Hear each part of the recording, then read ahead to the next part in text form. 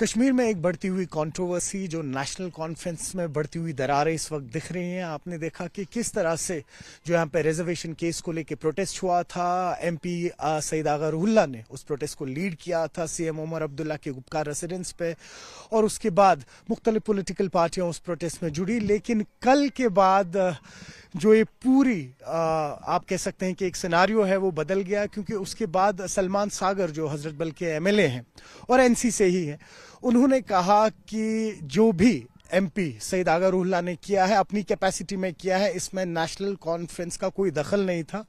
کہ یہاں کوئی پارٹی کا مقصد کچھ بھی نہیں ہے, یہاں کا پارٹی ذکر ہی نہیں ہے.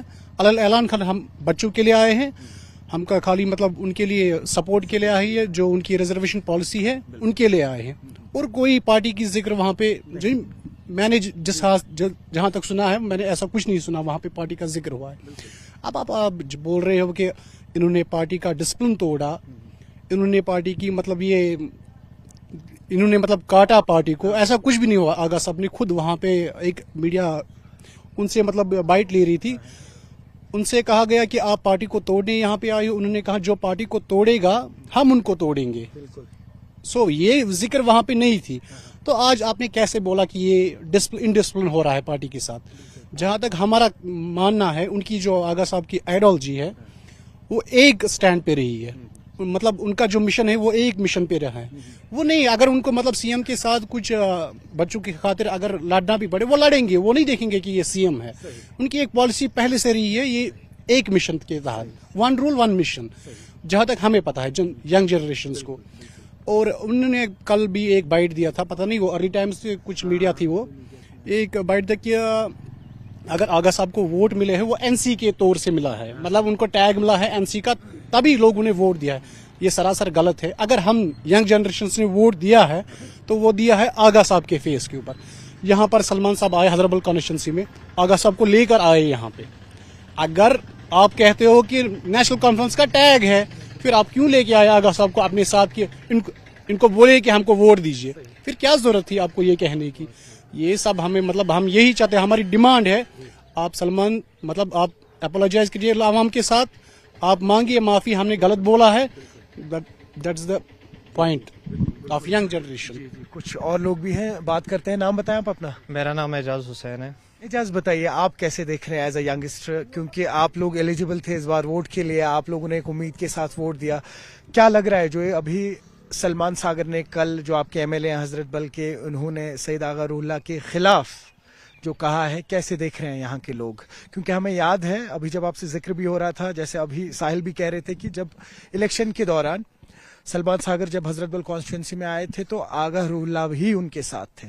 جی, جیسے کہ آپ نے کہا کہ ہم ایلیجیبل ہے ووٹ کے لیے, اور ہم ایلیجیبل ہے ہر کسی جاب کے لیے بھی. جیسے کہ جے کے ایس ایس بی کے پوسٹ آپ دیکھ رہے ہیں, اتنے لیول پہ اتنی کوانٹٹی میں ابھی پوسٹ نہیں آ رہے ہیں. اگر جے کے پی کے 4000 پوسٹ آئے تھے, اور اس میں سے دیکھیں آپ ریزرویشن پالیسی کو لے کے جو ابھی اتنا ہنگامہ ہو رہا ہے, پروٹیسٹ ہو رہا ہے, لیکن یہ ہمیں سمجھ نہیں آ رہا ہے کہ ہمارے ایم ایل اے صاحب یہ کیوں نہیں سمجھ رہے کہ یہ بات ہو رہی ہے یوتھ کے فیوچر کی. اور اگر ہم اس بات کو لے کے چلے کہ جب سلمان ساگر ادھر پہ آئے تھے وہ آغا صاحب کو لے کے آئے تھے, اور جو آغا صاحب نے ہمیں پرومسز کیے تھے as an youth, what we require, what we deserve as an educated person. ہم یہاں پہ اتنے سارے ایجوکیٹڈ ان امپلائڈ بیٹھے ہیں.